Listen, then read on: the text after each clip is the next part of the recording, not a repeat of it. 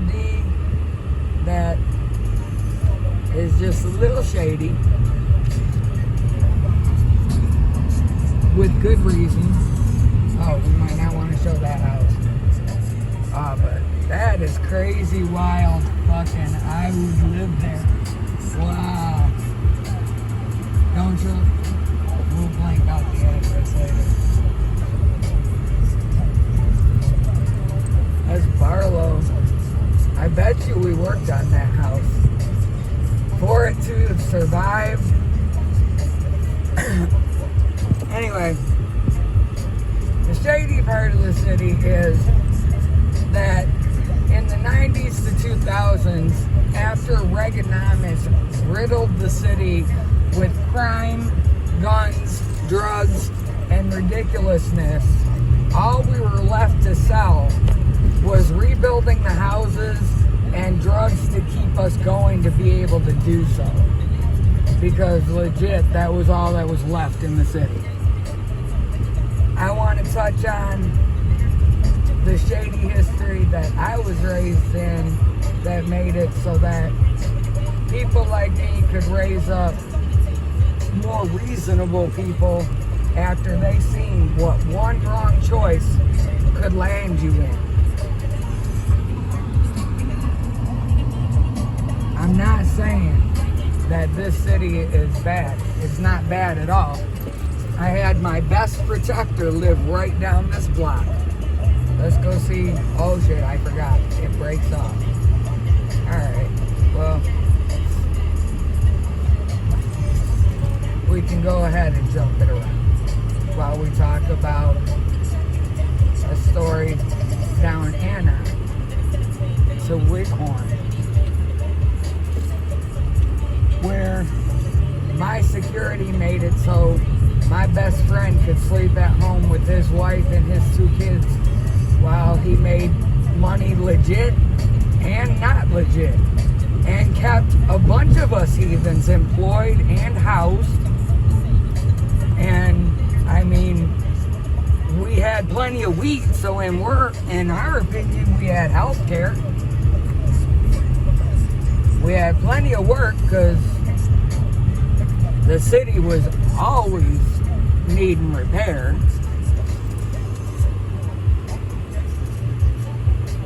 Fast forward to today, we still need repair, but now Trump just gutted all of the federal funding that would allow any type of repair to happen in this country, so he could go golfing in Saudi Arabia last week. Well, or today or yesterday, shit. He's like at a tournament while the rest of us are wondering where our 401k is going. And the only thing that sells in Detroit still is cannabis. Just now it's legal and the taxes stay within the state. So maybe we should just get our mind off of the country and center ourselves on fixing this shit.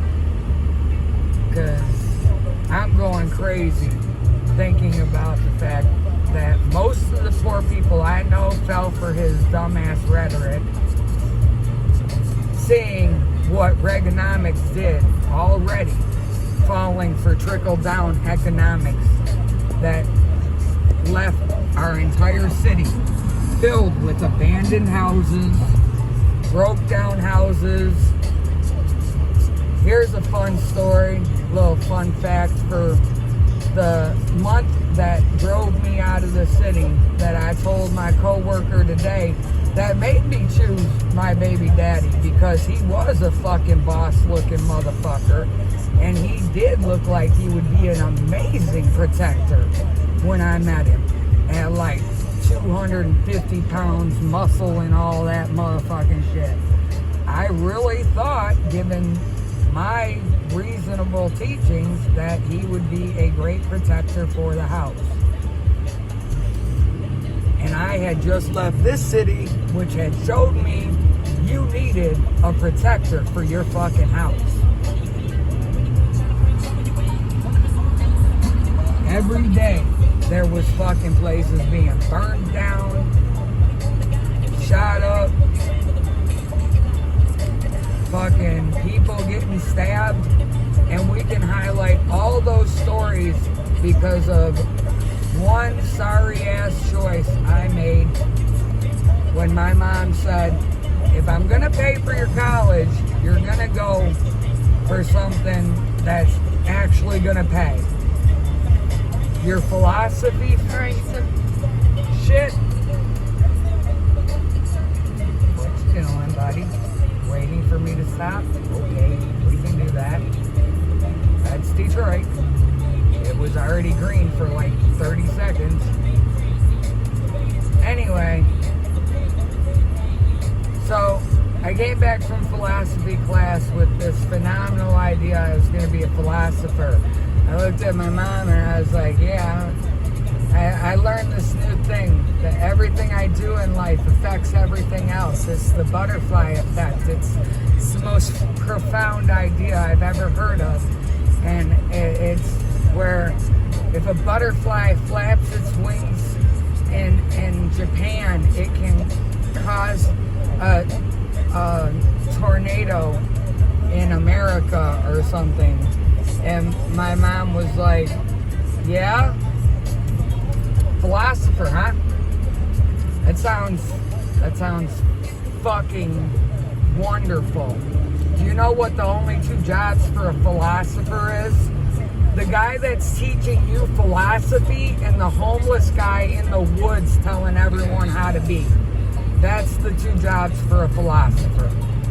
Now go back and get another major and come back to me with something else, or I ain't paying for your college. And I was like, oh my God, I'm a free thinker and you're stunting my growth. I'll go learn on my own. And so I came down here after a few stumbles in the suburbs with white boys deciding to be really fucking heathenist in order to let me have a place to stay. But I just found Christy, and I wanted to come down it because this was the one house that my parents bought when I was a kid. And I just want to see if it's actually still standing. Anyway, so first I land at 7 Mile in Ryan, and I'm an independent woman, so I'm going to try and hustle on my own. And the 7 Mile Bloods quickly showed me exactly how they would react to some pasty ass bitch like me coming on their block and thinking she was gonna make some money. And rightfully so. I was very stupid. Wow.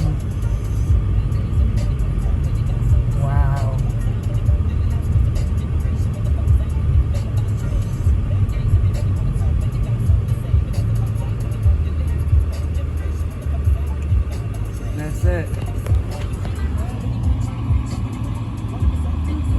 That was our house. They cleared out the jungle in the back. Show it in the back.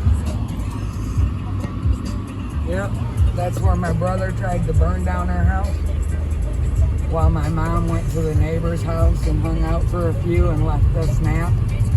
Couldn't leave us unattended for even 5 minutes.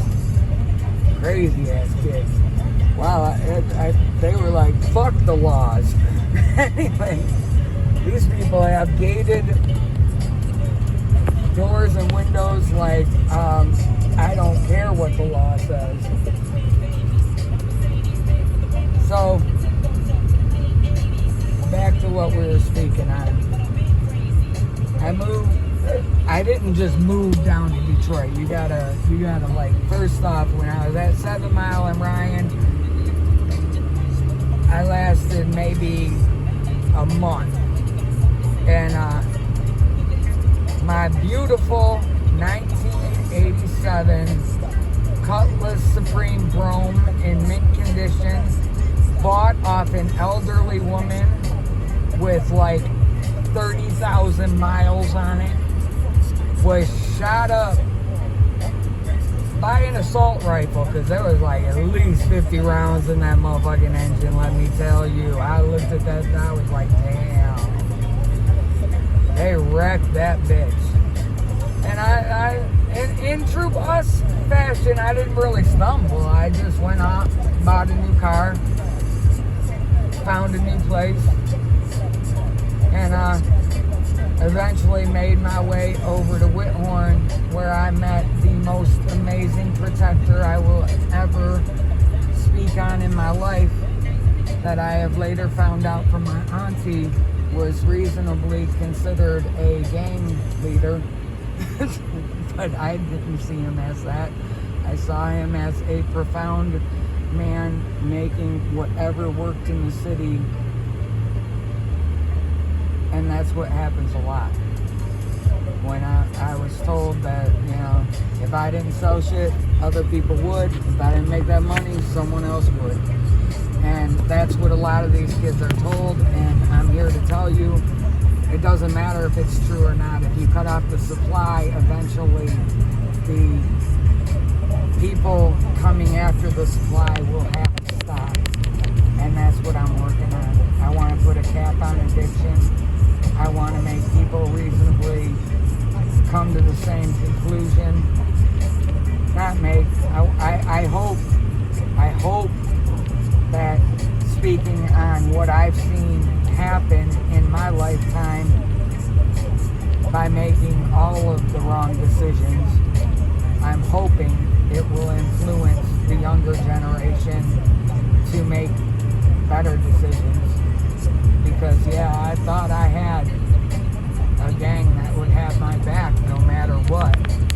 But when I was laying in that hospital with 72 stitches, just had my house firebombed by the competition, and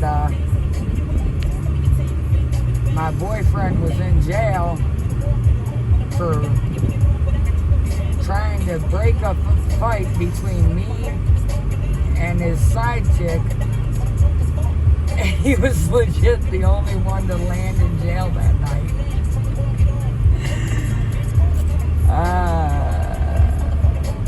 The city is wild if you make wild choices. So how about we just go to fucking school and make better choices and do something good with this good money that we have with legal cannabis and better choices, and because it isn't those days anymore. That's not all that sells anymore. Okay? Logic sells now. Wit sells now. Skills sell now. And you can make enough money with all of those. Look at all these places that need rebuilding. Let's get on the ball, guys. Let's work on some shit.